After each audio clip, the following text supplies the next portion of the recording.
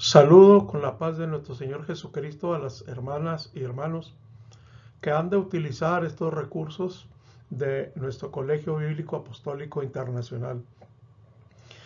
Recordándoles que esta sería nuestra segunda sesión de clases del manual Administración de la Iglesia. Debo recordarles que de acuerdo al plan que se nos planteó cómo trabajaríamos estas clases, es que cada manual, es decir, cada clase general del colegio,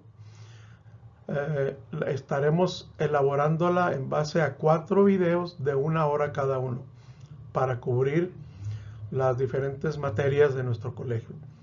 Así de que esta es la clase número 2 de nuestro manual Administración de la Iglesia. Así que bienvenidos y mucho ánimo, hermanas y hermanos.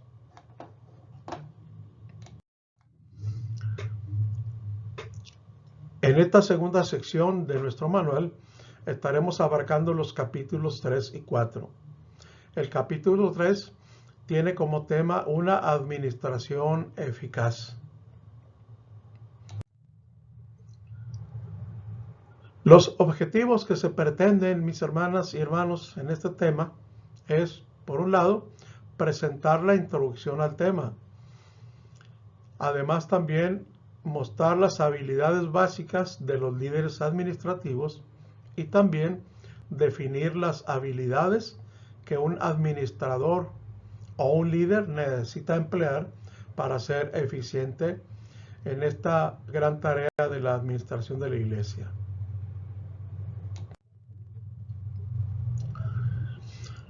Iniciaremos hablando de la importancia del líder administrativo. Creo que no deberíamos de tener mucho problema para entender esto.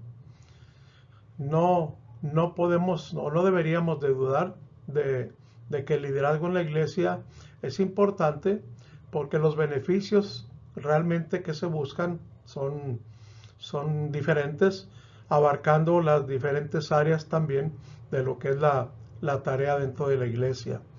Esto es básicamente buscando el crecimiento de la iglesia, pero hablando no solo un crecimiento numérico, sino el crecimiento integral, es decir, un crecimiento en todas las áreas. Y estos beneficios directamente se obtienen de las funciones que debe de ejercer o desempeñar todo líder cristiano, siempre buscando ocuparnos de lograr metas en las personas a quienes se les brinda la cobertura dentro de un programa administrativo o de trabajo.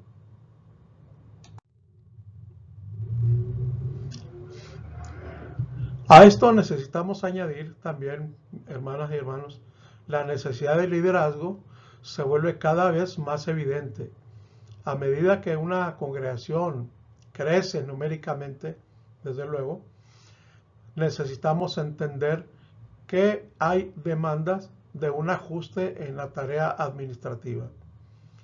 Como ejemplo, solo mencionaría el caso que registra Hechos capítulo 6, cuando el dato que se nos presenta ahí, que como había crecido el número de los miembros de la iglesia en un principio, entonces eso llevó a la necesidad de hacer ajustes en la administración, y la cual involucraba entonces la necesidad de que otros más fueran parte del trabajo administrativo para la obra de Dios. Y esto entonces es lo que hace necesaria la administración con un liderazgo realmente comprometido. Así que no se puede dar cobertura integral a cada miembro de la congregación como debería ser si el número de líderes o el número de personas que cubren esas áreas de trabajo no son lo suficientemente en número para poder cubrir las diferentes áreas de trabajo. Espero que más o menos ustedes me entiendan. A mayor número de personas que debemos atender, esto implica mayores áreas de trabajo y por lo tanto un liderazgo cada vez más numeroso.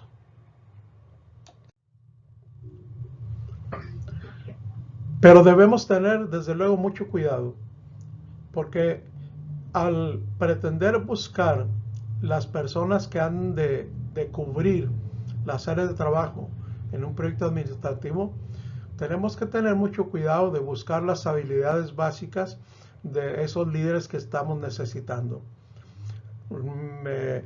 Me vuelvo de nuevo al capítulo 6 de Hechos, cuando encontramos que había la necesidad entonces de seleccionar a otras personas que también desarrollaran tareas. Y recordemos que por lo menos en esa parte se habló de 3 características o habilidades, podríamos considerarlas también, que eran necesarias. Llenos de sabiduría, llenos del poder de Dios y una fidelidad, desde luego, un testimonio correcto. Así que se requiere, mis hermanos, que las personas que habremos de integrar al trabajo administrativo de la iglesia deben ser personas debidamente seleccionadas con las habilidades que requiere las diferentes áreas de trabajo. Esto requiere, por un lado, mis hermanos y hermanas, la destreza técnica y nuestras habilidades que tal vez ya hemos adquirido en algunas otras actividades. Pero junto con esto también es necesaria la capacitación. La capacitación en el liderazgo debe ser permanente. No se puede aceptar que alguien ya no requiera de mayor orientación o mayor capacitación. Así que el involucramiento de otras personas por el crecimiento de la obra de Dios debe tener como principio clasificarlos de acuerdo a las habilidades y darles una capacitación correcta para el desempeño del trabajo. Ahora bien, el pastor o líderes ya existentes que han visto el progreso de la obra, la multiplicación de las personas que hay que atender, y eso da lugar entonces a involucrar a otras personas para poder cubrir la atención del cada vez numeroso número de personas. Pero esto nos debe llevar entonces que el líder principal o los líderes principales tienen que entender que si vamos a involucrar a otras personas en áreas que no teníamos previstas, entonces debemos aceptar con toda prudencia que tendremos que delegar. Delegar inteligentemente. A través de delegar responsabilidades, porque se van a involucrar otras personas, otras hermanas, hermanos en el proyecto, entonces tiene que haber una oportunidad de que cada una de las nuevas personas involucradas puedan sentir una responsabilidad, que de parte del liderazgo principal, sea el pastor o otros niveles de liderazgo, tienen que entender que están delegando autoridad y con esto están asignando un grado de libertad para que los nuevos involucrados puedan entonces actuar y tener un grado de autoridad que corresponda a la responsabilidad que se les está asignando para que puedan llevar a cabo esta tarea. Así que no olviden, si vamos a integrar otras personas al trabajo administrativo de una iglesia porque crece, tenemos que entender que se debe delegar. No se pueden levantar nuevos liderazgos que sean 100% dependientes del liderazgo principal. Cada uno de ellos deberá tener una área de trabajo, responsabilidades que cumplir, y entonces esto significaría delegarle ciertas facultades y autoridad.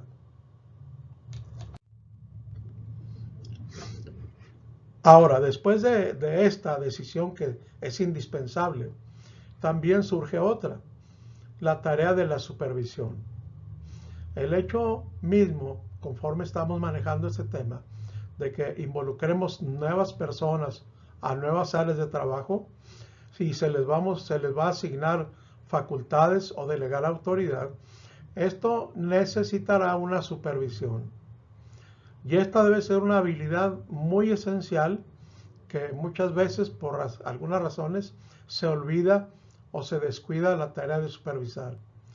Tenemos necesidad de ver esto como una función de servicio, no como una posición que refleje alguna superioridad. Simplemente es, al asignar tareas a más personas, se tiene que vigilar desde sus facultades asignadas, sus responsabilidades, sus áreas de trabajo, y supervisar significa que ellos pueden llevar a cabo o desarrollar sus tareas como personas competentes, que la necesidad de la supervisión, en la necesidad de reorientar, como veremos más adelante, esto solamente nos los puede dar una tarea de supervisión. Vigilar que cada uno esté desarrollando sus propias tareas en el tiempo y las formas como se han planeado, es el trabajo de la supervisión. Y la supervisión entonces nos lleva a otro plano importante de la administración. Veamos ahora esto, promover. ¿De qué estamos hablando aquí? De nuevo, quiero señalar que estamos hablando de la obra de Dios, estamos hablando de proyectos de trabajo que respondan a nuestro compromiso con los intereses de Dios principalmente. Entonces, tenemos que cuidarnos de ideas equivocadas o de sentimientos mal fundados. Por eso, al hablar de promover, estamos queriendo simplemente decir, una vez más, ya involucramos otras personas, hombres, mujeres, en el proyecto de trabajo. Ya se están atendiendo áreas, ya se eligió a las personas que creímos adecuadas para cada nueva área de trabajo. Ahora, lo que tenemos que darnos cuenta y aceptar sanamente, que esto dará oportunidad a que los nuevos integrantes en el trabajo administrativo o del proyecto de trabajo, pues van a desarrollar aún más sus habilidades, van a tener un crecimiento personal, espiritual, de trabajo o prosperidad, ¿verdad? en su desarrollo. Y entonces una iglesia debe tener muchos aspectos dignos de promover. Los líderes administrativos deben tomar la iniciativa y ser los primeros en hacer tal promoción. Es decir, si un hermano que le asignamos una tarea y quizás sea su primera ocasión en que se involucra en un proyecto administrativo, al ejercerlo bajo todas las indicaciones, la capacitación, etcétera, vemos que desarrolla otras habilidades que podrían ser entonces claves para promoverlo a otros niveles o a otras áreas de trabajo. Esto tiene que vigilarse también mucho por los líderes principales, el pastor y sus colaboradores más cercanos. Ver cómo alguien va a ir creciendo, se va a ir desarrollando, va a ir perfeccionando sus habilidades, sus capacidades, y serán elementos que podemos utilizar en otras áreas, y esto significa entonces estar dispuestos a promover a las personas a nuevas áreas o mayores responsabilidades. Ahora bien, mucho cuidado con esto, hermanas y hermanos. Ya tenemos todo. Ya analizamos un problema que nos llevó a la necesidad de establecer un proyecto de trabajo. Ya elaboramos metas a las que queremos llegar, nuestros objetivos.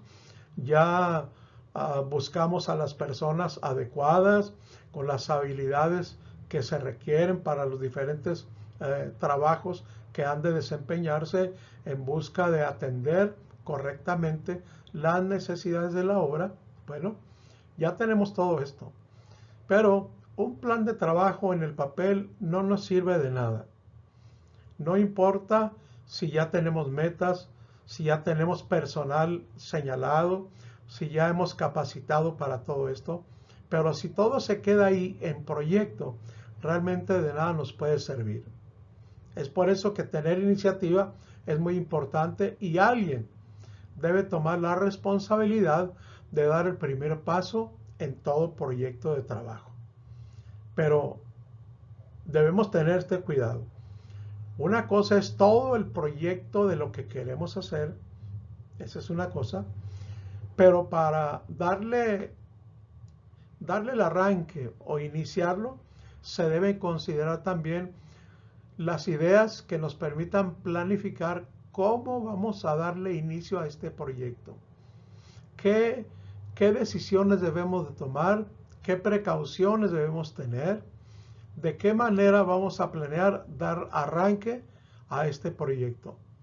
Y por eso decimos en esta parte, alguien debe tener la iniciativa para esto, para que no quede solo en una buena idea.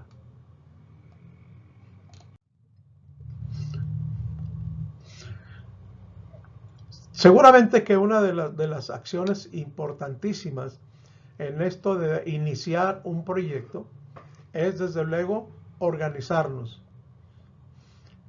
Organizarnos significa entonces que cada quien entienda cuál es su posición, cuáles son sus habilidades, cuáles son sus responsabilidades, qué es lo que se le ha delegado, cuáles son las metas que se deben alcanzar. Entonces, cada uno de los elementos, hombres o mujeres, que se involucrarán en el proyecto, necesitarán estar acomodados en los lugares precisos de acuerdo a lo que se ha planeado. Eso es organización. Es establecer, como decimos aquí en este párrafo, establecer un patrón de relaciones entre las personas que tienen una tarea o un propósito en común. Organizar se requiere entonces una mentalidad muy sana también, que pensemos que aunque cada quien desempeña tareas diferentes, que todos mantengamos una idea muy firme de que todos vamos entonces avanzando hacia un mismo fin y trabajamos para un mismo Señor. Organizar entonces requiere la participación de otras personas dentro de la iglesia.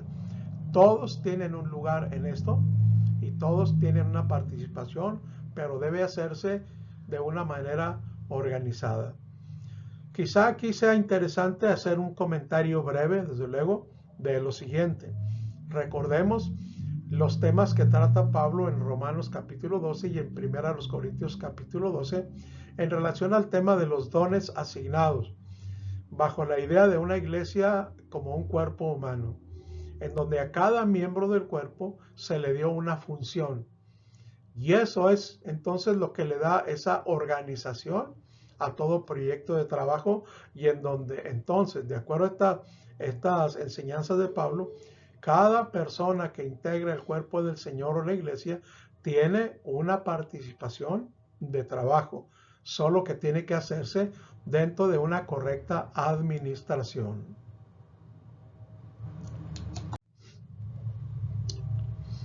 Ahora bien, mis hermanos y hermanas, la organización también requiere de dirección. Al iniciarse todo proyecto de trabajo, hay los riesgos de que podamos perder el rumbo o podamos perder en alguna de las áreas, o algunos de los líderes o algunos de los grupos pueda perder la dirección de hacia dónde vamos caminando. Así que en esto se requiere muchísimo, como he venido diciendo, que sin prejuicios de ninguna especie, simplemente, hermanas y hermanos, entender que alguien tendrá que ser la persona indicada para corregir la dirección cuando alguien se va desviando de los propósitos planeados.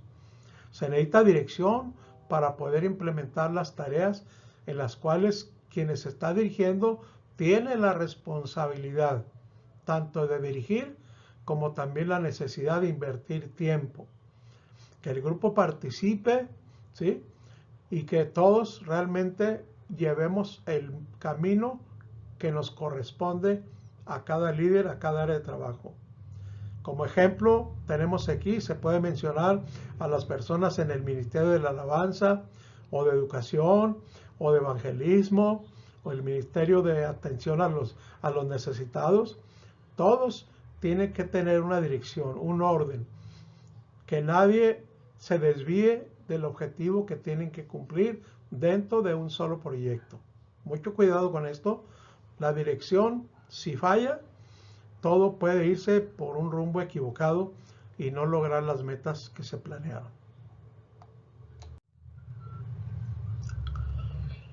Todo esto nos lleva, mis hermanas y hermanos, también a un punto muy interesante, la motivación.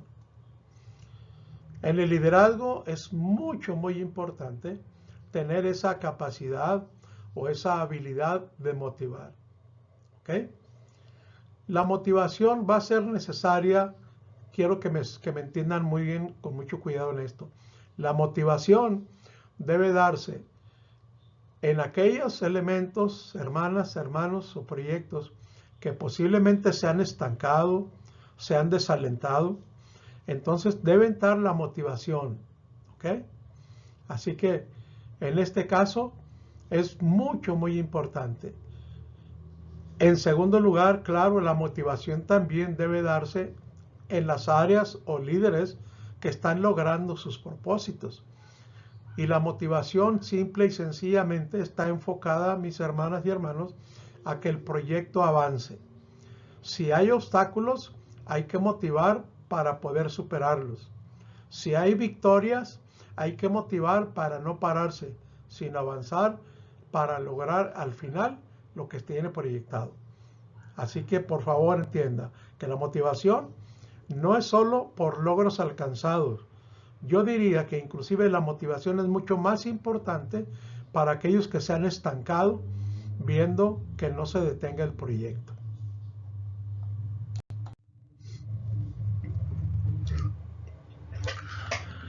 En todo esto debemos considerar entonces que un elemento importantísimo también es la comunicación. La comunicación nos permite a todos entender con claridad lo que vamos buscando, lo que queremos lograr. Es por eso que la comunicación debe ser tan clara para todos, que no haya dudas, sino que todos podamos entender nuestra meta, nuestros objetivos, el problema que nos llevó a promover esto. Que haya una buena comunicación es entender qué es lo que estamos queriendo lograr, hacia dónde vamos caminando. Así que en la comunicación se da el intercambio de las ideas entre dos o más personas en situaciones necesarias, sea de corrección, sea de dirección, sea de avance, pero la información siempre será muy importante y para informar requerimos de una comunicación correcta. Mucho cuidado con la comunicación. Una comunicación que se distorsiona también afectará a los propósitos que estamos persiguiendo en todo plan administrativo. Hay algo muy importante también, mis hermanos y hermanas, las fuentes de fortaleza de un líder. Estamos tratando de aclarar que somos seres humanos con nuestras debilidades, con nuestras facultades, con nuestros momentos quizá de críticos, etcétera, etcétera. Pero tenemos que fundamentar nuestras acciones en las fortalezas que debe tener un líder, que debe de identificar o que debe de buscar. ¿Cuáles son estas fortalezas? Por un lado está la capacidad. Ya dijimos que de acuerdo a lo que Pablo nos enseña en Romanos 12, 1 Corintios 12, cada uno debe entender que tenemos capacidad para desarrollar funciones como miembros del cuerpo de Cristo. Pero esto de la capacidad es apenas el principio, es el comienzo. Para poder ejecutar esas acciones, esas capacidades, se requiere entender con corrección el compromiso fiel y que necesitamos entonces canalizar nuestras direcciones, incluyendo al Señor, a uno mismo, a la familia, a la iglesia y a otros. Es decir, entendamos que toda acción dentro de la iglesia afectará para bien o para mal. Si nuestro compromiso no se cumple o se ve afectado de alguna forma, estaremos afectando no solo nuestra relación con Dios, nosotros mismos, nuestra familia, la iglesia y todo aquello a lo que pretendemos responder con fidelidad. Ahora bien, para lograr esto, la integridad es muy importante. Cuando hablamos de integridad en la gente, es necesario buscar esa guianza espiritual y administrativa de parte de un líder, que su integridad sea realmente, hermanos, algo que puede constatarse, que puede mirarse.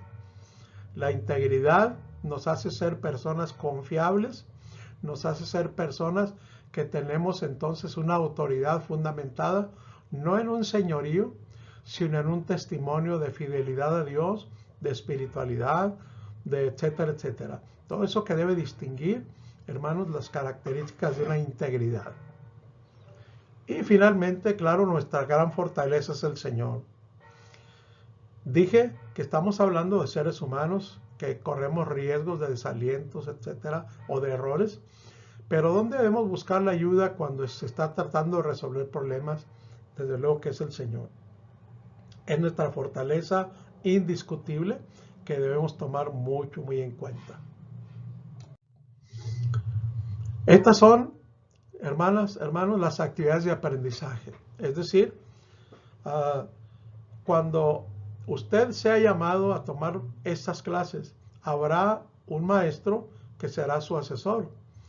Su servidor solamente está colaborando con elaborar estos videos, pero cuando se les indique y usted se conecte con el maestro que será su asesor, a él deberá usted enviarle estos trabajos o estos cuestionarios con sus respuestas para que el maestro le asigne el grado correspondiente en su clase. Así que tomemos muy en cuenta, mis hermanos, estas indicaciones. Es trabajo que usted deberá de entregar de alguna forma, seguramente por correo electrónico. Deberá responder a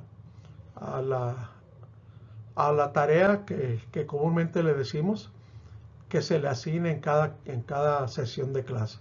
Así que tome en cuenta esto y mucho cuidado entonces. ¿Ok? Estos son trabajos que deberá usted cumplir para obtener su grado. Vamos a pasar enseguida, mis hermanos, a la siguiente sección. Este es nuestro capítulo número 4 de esta segunda clase de nuestro manual. Y nuestro tema es Introducción a la Planificación de la Iglesia. ¿Ok? Este será nuestro siguiente tema a tratar. Capítulo 4. Lo hacemos citando esta parte de la escritura de Lucas 14, 28 al 30, que dice: porque ¿quién de vosotros, queriendo edificar una torre, no se sienta primero y calcula los gastos a ver si tiene lo que necesita para acabarla? No sea que después que haya puesto el cimiento y no pueda acabarla, todos los que lo vean comiencen a hacer burla de él, diciendo: este hombre comenzó a edificar y no pudo acabar. Esta cita está ahí como una buena motivación para pensar en nuestro tema siguiente. En este capítulo 4 los objetivos son los siguientes: definir los tipos de planificación, entender los principios básicos de la planificación, valorar la planificación en el ministerio, aclarar los planes y propósitos de la iglesia y determinar sus objetivos. Por último, identificar las responsabilidades de los líderes en los planes de la iglesia. Así que, hermanas, hermanos, esta siguiente sección seguramente que estaremos mencionando algunas cosas de las que ya vimos, porque seguimos hablando del tema de la administración. Solo que ahora trataremos de hablar directamente de los tipos de planificación que se pueden utilizar o que se pueden dar y las diferentes áreas entonces que nos demanda la planificación, como estaremos viendo a continuación.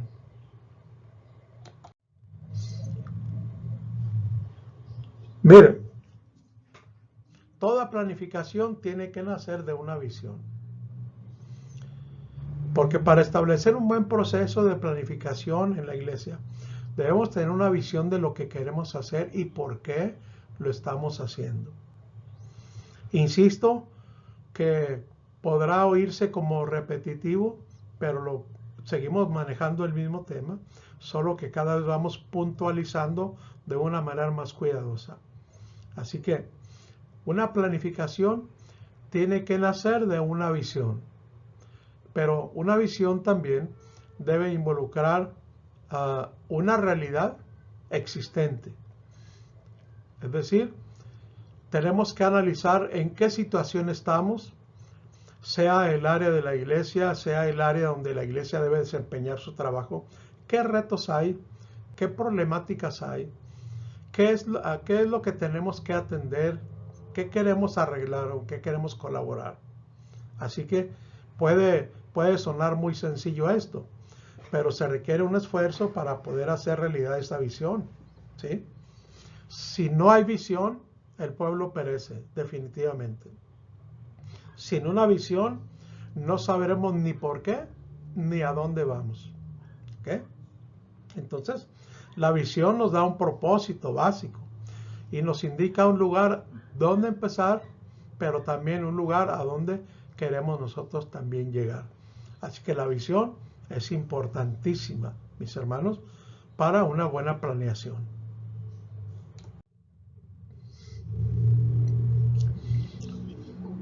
Vea esto.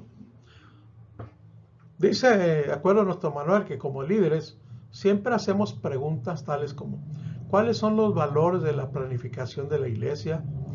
¿Quién elaborará los planes?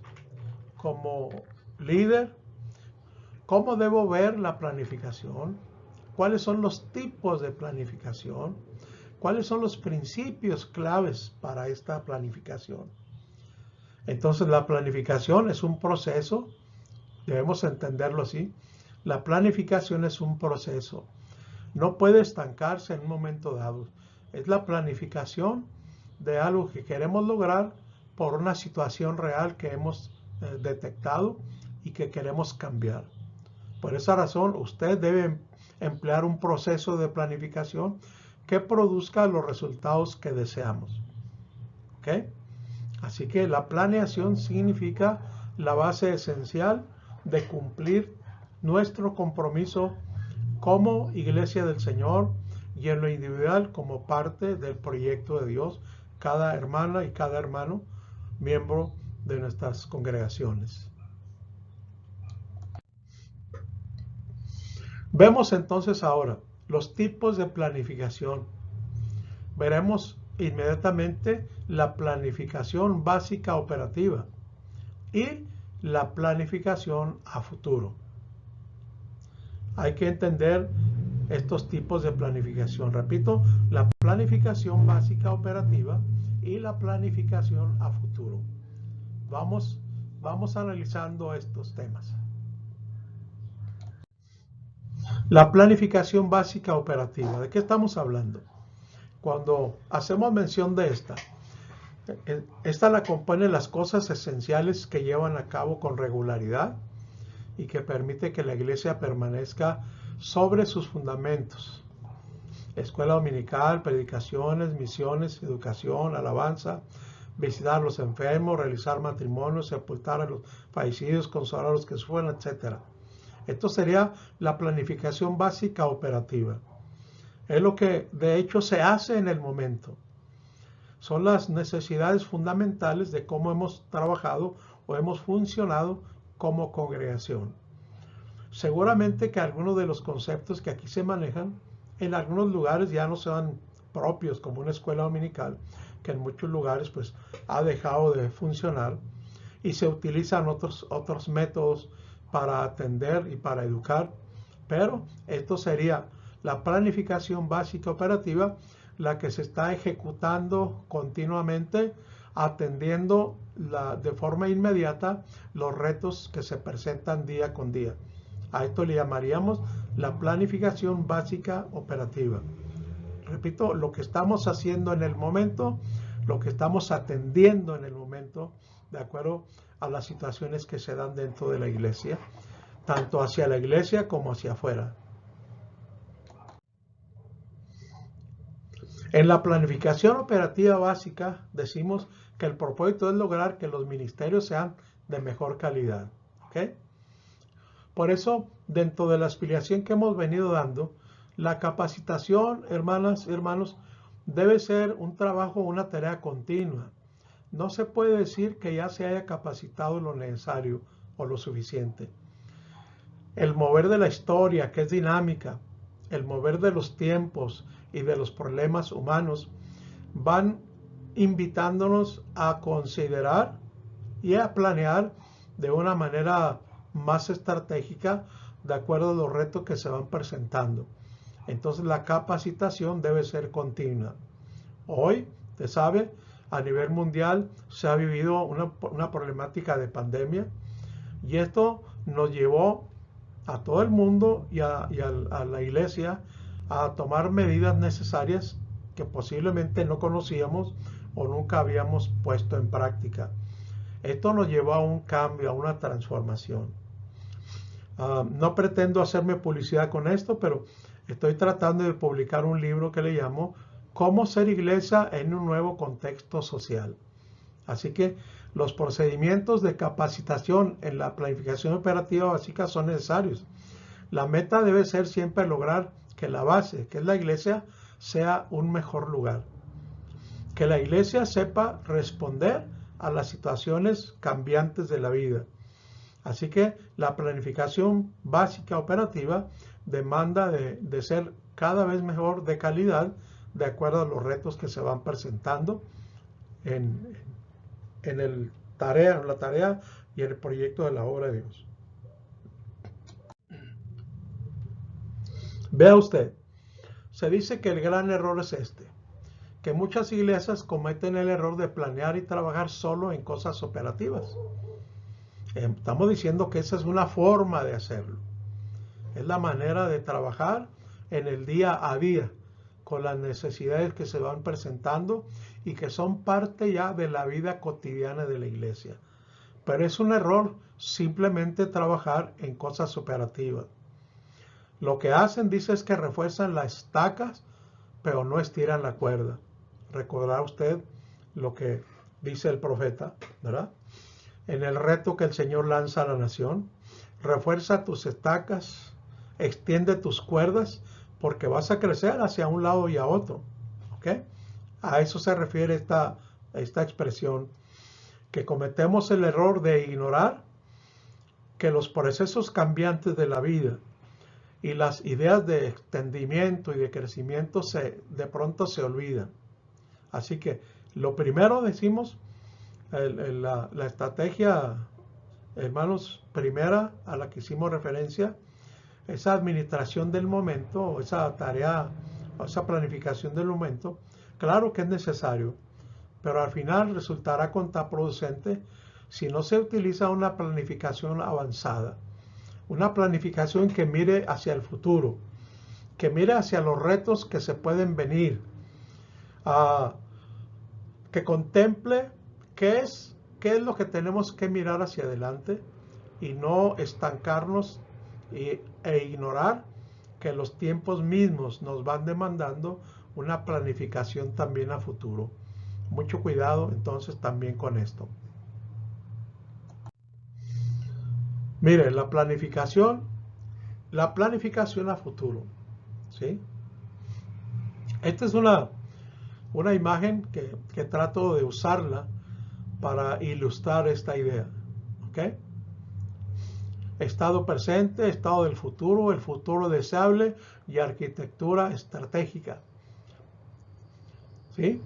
Aquí en el cuadro, en la figura, hablamos qué ocurre, qué puede ocurrir, qué puedo hacer y qué voy a hacer. Estas son interesantes preguntas que se deben considerar. ¿Qué ocurre? Es hacer un diagnóstico. ¿Qué puede ocurrir? Es la perspectiva. ¿Qué puedo hacer? Es la estrategia. ¿Y qué voy a hacer? Es la acción. Pensando en que el tiempo, dije, es dinámico, no se detiene, y los retos se van dando, y necesitamos entonces otra manera de hacer planes en la iglesia. Enfocarse en planificar a corto, mediano, pero también a largo plazo. Así que la mayor parte de la planificación de las actividades o ministerios de una iglesia se hacen a largo plazo, y esto siempre involucra al pastor, los comités, las congregaciones y todos los demás departamentos con los que se puede contar una congregación. Así que hay planes, hay planificaciones que tienen que ver con el momento, hay planificaciones o proyectos que tienen que atender a mediano plazo situaciones de la vida, pero también hay una planificación que tiene que mirar hacia los retos que vienen con el mover de la historia y de los tiempos. A eso diríamos la planificación a futuro, que no debe olvidarse en toda planificación de toda congregación.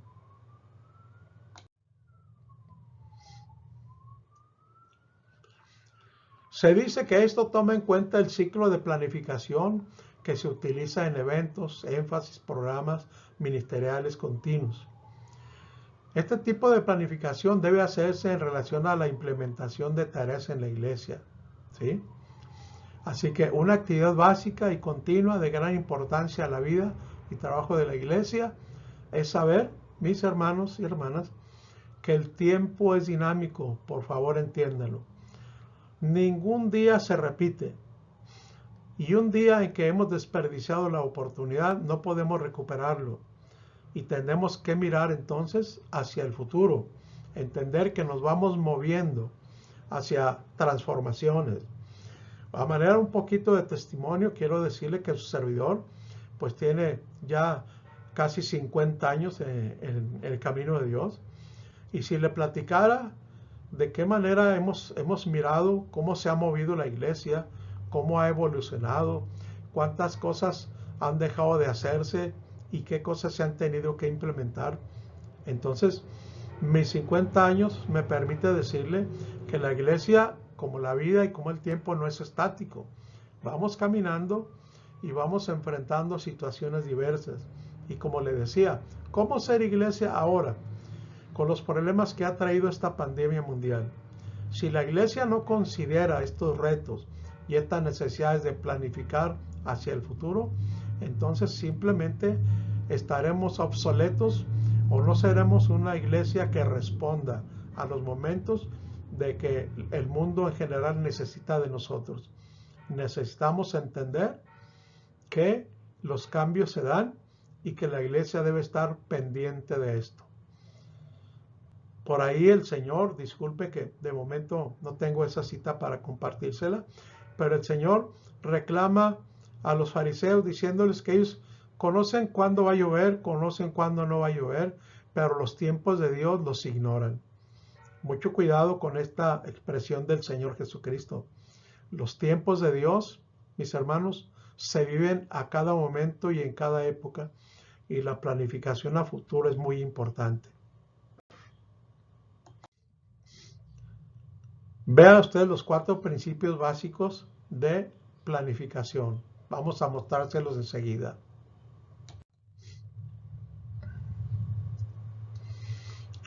Toma en cuenta, número 1, que la iglesia es la unidad básica. Cuando hablamos de la unidad básica, estamos hablando que es la escuela dominical, la capacitación de la iglesia, el ministerio musical, los ministerios en las prisiones, los grupos diferentes, etcétera, los diaconados, el personal, los comités de la iglesia, ni ningún individuo. La iglesia es la unidad básica. Cada una de estas áreas no pueden trabajar de manera aislada o individual. La iglesia en unidad es importante en toda planificación. Cada uno de nosotros tenemos que ser parte de lo que se debe realizar como iglesia. En ese sentido, la iglesia es la unidad básica de toda planificación.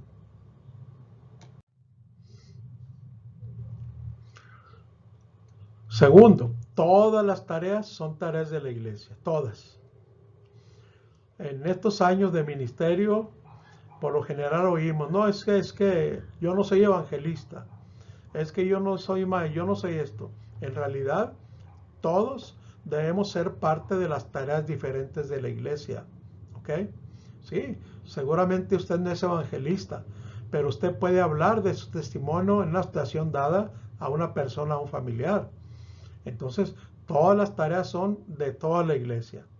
Una congregación se puede considerar muy pequeña, pero tomemos en cuenta que las expectativas de resultados al realizar las tareas siempre deben ser proporcionales. No podemos decir, no estamos obligados a un proyecto o una planeación porque somos una iglesia pequeña, ¿no?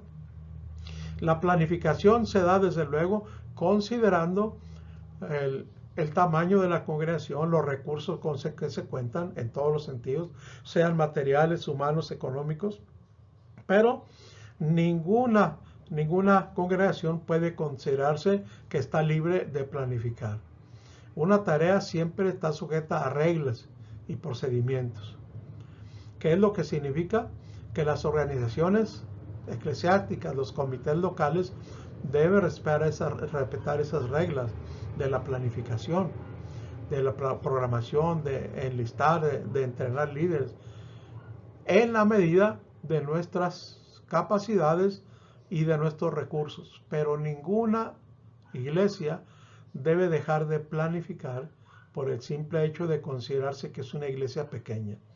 Así que ánimo, mis hermanos de pequeñas congregaciones, ánimo en el nombre del Señor. En tercer lugar, las tareas y actividades deben ser planeadas como corresponde. Así que no se debe planificar como si no hubiera otras tareas en la iglesia. Entonces la planificación, que es eficaz, siempre hará planes de manera complementaria. Es decir, entendamos esto. No podemos enfocarnos solo al evangelismo, o solo al servicio social, o solo a la educación.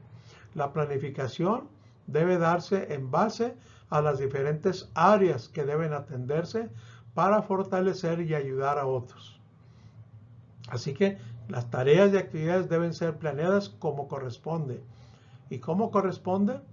Que sea una iglesia pequeña o una iglesia grande, las áreas de trabajo siempre tendrán que ser atendidas, las diferentes áreas de trabajo. De este modo la iglesia tendrá un plan general, no solo una acumulación de planes de muchos grupos desunidos.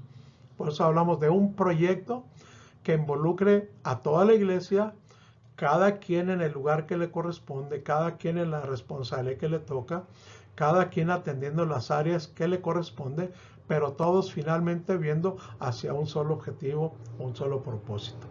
Así que tiene que planearse como corresponda. 4. La planificación a largo plazo. La planificación a largo plazo se refiere a lo que una iglesia debe hacer para llenar las expectativas o necesidades, tanto de sus miembros como los de afuera, durante un periodo que va desde 3 a 10 años. Así que un proyecto de un mes, pues realmente apenas estaremos tratando de organizarnos cuando se acabó el mes. Un plan debe ser a largo plazo. Quizá lo más aceptable es partir de un plan que pudiera ser de un año, pero que mensualmente haya metas que se van alcanzando para llegar finalmente a la meta anual. ¿Sí? Alguien puede hablar de 2, 3, 4, 5 años y todo esto entonces habla de tener una visión que debe responder, mis hermanos, a lo que hemos estado hablando. La vida, el tiempo es dinámico, se mueve, se va encaminando hacia nuevos retos y la iglesia no puede estancarse en comités o en trabajos que simplemente no apuntan a nada, que simplemente se planea algo, pero no hay la idea del futuro o de largo plazo. ¿Okay? Un buen plan a largo plazo considera las áreas funcionales, así como también otros tipos de planificación. Tiene que contener propósitos, objetivos, programas, organización, recursos humanos, recursos físicos, recursos financieros y sin duda un control. Así que, hermanos, No podemos planear para el día de mañana. Estamos hablando dentro de un proyecto de administración de una congregación, ¿verdad? Quizá alguien pueda decir, planeo que mañana voy a hacer esto. Bueno, pues, asunto arreglado.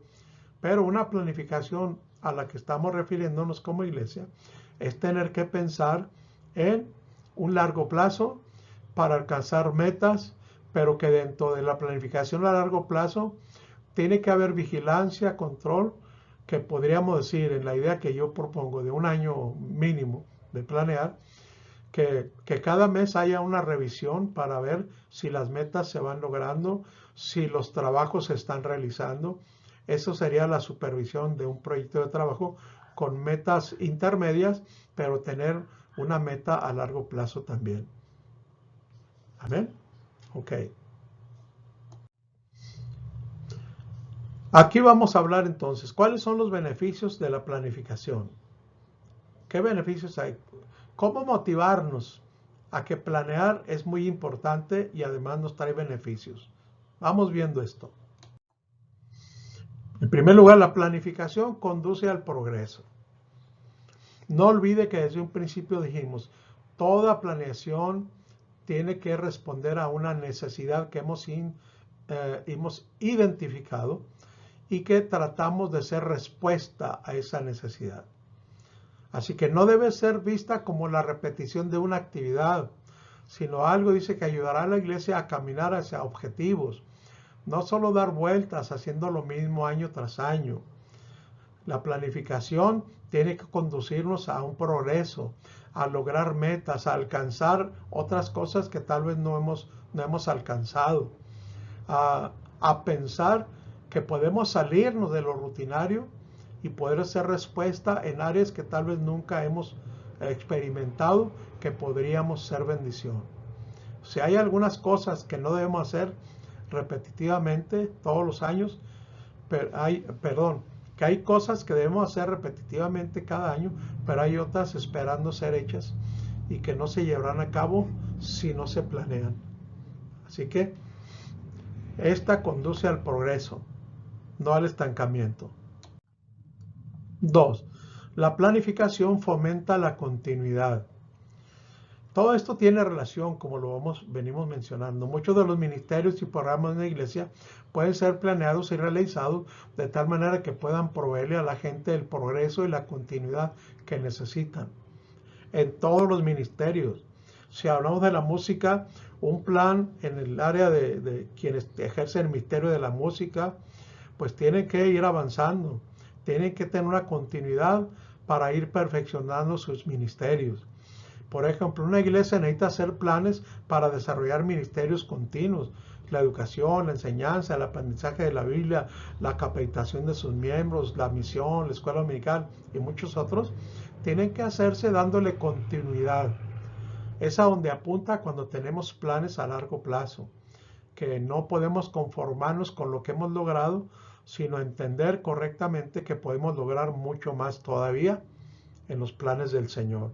Así que la planificación fomenta la continuidad, no el estancamiento.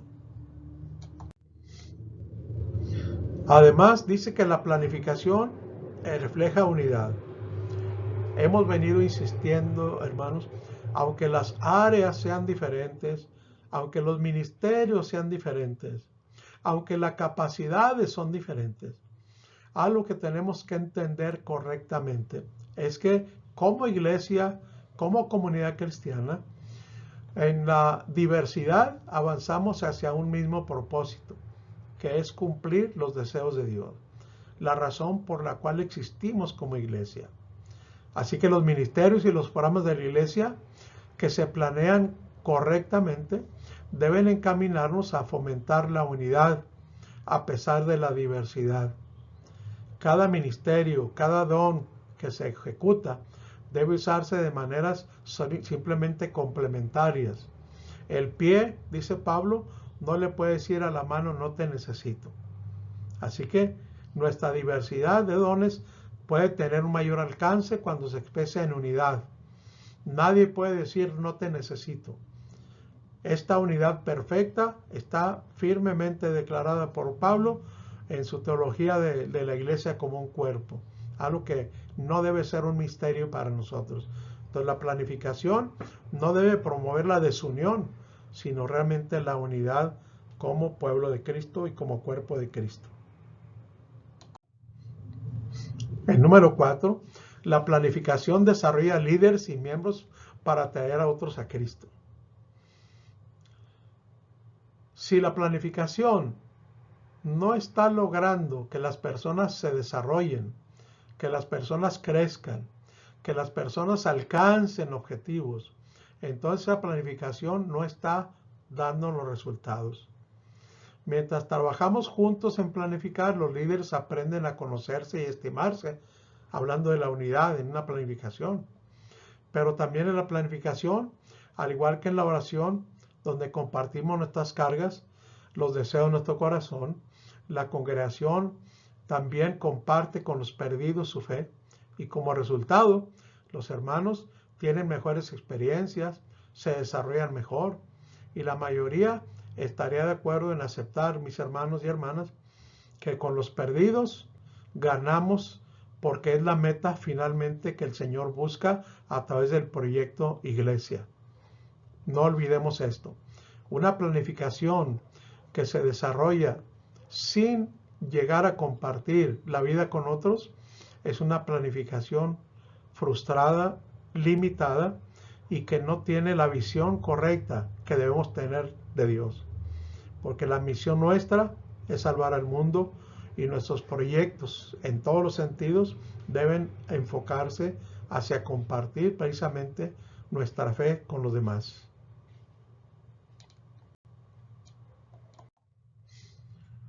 En resumen, entonces, hermanos, el grupo de personas que llevamos iglesia debe estar activo en el ministerio. Ese es un ideal que deberíamos de alcanzar. Nadie, ningún miembro, hombre, mujer en la iglesia, joven o anciano o maduro, debe sentirse que no es parte del ministerio de la iglesia. Todos debemos entender y tener un claro propósito. Que todos necesitamos entender los objetivos específicos, la razón de nuestra existencia como iglesia. Y los propósitos y los objetivos deben hacerse realidad en un ministerio o un plan de actividades. Este plan debe ser ese programa de la iglesia. Un buen plan, mis hermanos, puede llevar a una iglesia a progresar en unidad, puede desarrollar líderes y miembros, puede contribuir para llevar a otros al Señor Jesucristo. Esto es lo más maravilloso de trabajar bajo un orden, bajo una planificación correcta. Mis hermanos, tengamos una visión clara de lo que somos como iglesia y cuál es nuestra participación de acuerdo al proyecto de Dios. Formato de la planificación. Una breve guía, diríamos. Establezca o analice las declaraciones de su iglesia en cuanto a los propósitos y objetivos. ¿Qué aprendió? ¿Qué hay en la declaración que usted no sabía? Número 2, identifique las áreas que necesitan planificación. Haga un resumen y compártalo con su líder, con el personal, con el comité, etcétera, etcétera. 3, establezca y presente metas que valen la pena, que se puedan alcanzar dentro de un tiempo considerable y que a la vez sean desafiantes, estrategias grandes y pequeñas. Este debe ser un plan de trabajo. Presente su plan detalladamente, utilizando los programas de la organización. 6. Escriba los planes propuestos en un calendario de actividades. Si no hay un calendario, nunca llegaremos a las metas. Asegúrese de contar con los fondos necesarios. Esto demanda no solo recursos humanos, también económicos. Incluya criterios de evaluación, porque sin evaluación un proyecto se perderá en el vacío. Como un buen líder, respalde la implementación del plan o de los planes. Aquí tienen, mis hermanos, las sugerencias de actividades de aprendizaje. Vuelvo a mencionar una vez más, aquí hay una tarea que usted debe llenar y en cuanto usted tome esta clase y con el maestro asesor que le corresponda, usted deberá enviar estos cuestionarios contestados para que el maestro le sirvan de apoyo para asignarle el grado correspondiente a su clase. Mis deseos más grandes son de bendición para todos ustedes, deseando con todo mi corazón que estas clases, estos videos les sean de utilidad para su formación cristiana, y les deseo mucho, pero mucho éxito.